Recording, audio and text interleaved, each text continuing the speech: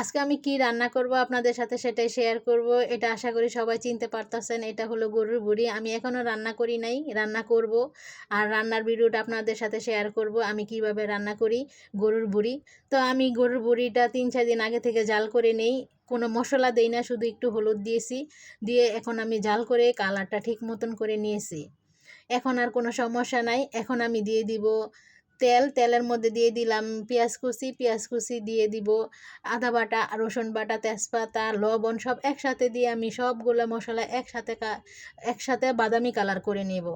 আর এগুলি একসাথে বাদামি কালার করলে আমি যখন গরুর বড়িটা রান্না করব খুব সুন্দর কালার আসবে, কোনো সাদা কোনো ফ্যাকাশে থাকবে না। আর গরুর বড়ি রান্নার নিয়ম হলো যাতে কালচে কালচে হয়, খয়রি খয়রি হয়, খেতে যেতে ভালো লাগে। এমনিতে গরুর বড়ি রান্না করলে গ্রানে বাসা ভরে যায়। তো এখন দিয়ে দিলাম তেজপাতা, দিয়ে আবারও আমি একটু ভাজা ভাজা করে নিব। এই যে দেখেন আমার পেঁয়াজটা খুব ভাজা হয়ে গেছে। এখন আমি দিয়ে দিলাম পানি দেওয়ার পরে দিয়ে দিলাম এই যে কাঁচামরিচ বাটা দিয়ে দেওয়ার কারণ হলো ঝালটা যাতে খুব ভালো হয়। কাঁচামরিচের ঝাল কিন্তু অনেক টেস্টি হয়। এখন দিয়ে দিলাম ওই যে লাল মরিচের গুঁড়া, হলুদের গুঁড়া, তারপরে জিরা গুঁড়া, ধনিয়া গুঁড়া, তারপরে দিয়ে দিলাম গরম মশলা গুঁড়া। আর আমি কোনো দিন কোনো প্যাকেটজাত কোনো মশলা খাই না, আমি নিজের হাতে সব মশলা তৈরি করে নিই। সব সময় আমি প্যাকেটের মশলা দিয়ে রান্নাটা মজা করতে পারি না, কেমন জানি লাগে, ভালো লাগে না।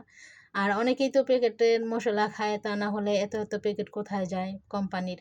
এখন আমার মশলাটা অনেকটাই কষানো হয়ে গেছে। এখন দিয়ে দিব কয়েকটা আলু কুচি দেওয়ার কারণ হলো গরুর বড়ির সাথে আলু কুচি থাকলে খুব ভালো লাগে।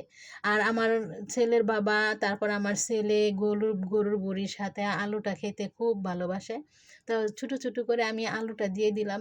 এখন আমি দিয়ে দিব ওই যে জাল করে রেখেছিলাম গরুর বড়িগুলা। এই যে দেখেন সম্পূর্ণ কি সুন্দর কালার না, খয়রি খয়রি। তো দেখেই কেমন জানি আমার একটা লোভ লাগতেছে, নিজেই রান্না করে নিজেই লুবি হয়ে গেলাম। আমি একটা লুবি মানুষ। এই যে দেখেন আমার মন চাইতেছে এখানে উঠে উঠে খাই নি, আমি খেয়েও নিয়েছি। আমি নিয়মে যেটা আমার খাইতে পারবো আমি ওটা উঠে খাইয়া নিব। এখন দেখেন আমার কষানো হয়ে গেছে।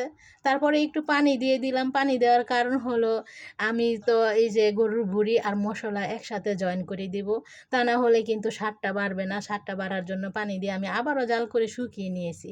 এই যে দেখেন কত সুন্দর কালার আসছে। আর এই যে এই গরুর বড়িটা যদি খিচুড়ি দিয়া পোলাও দিয়া খান খুব মজা হবে, ভাত দিয়ে খেলেও মজা হবে, পরোটার সাথে তো কোনো তুলনাই হয় না। তো আজকে আমার রান্নাটা কেমন হয়েছে, রান্নার কালারটা কেমন হয়েছে সবাই কমেন্টে জানাবেন। আমার তো আবারও খাইতে মন চাইতেছে, এগুলি কিন্তু খাওয়া শেষ কবেই। তো এটা অনেক দিন আগের ভিডিওটা আছে এই পর্যন্ত।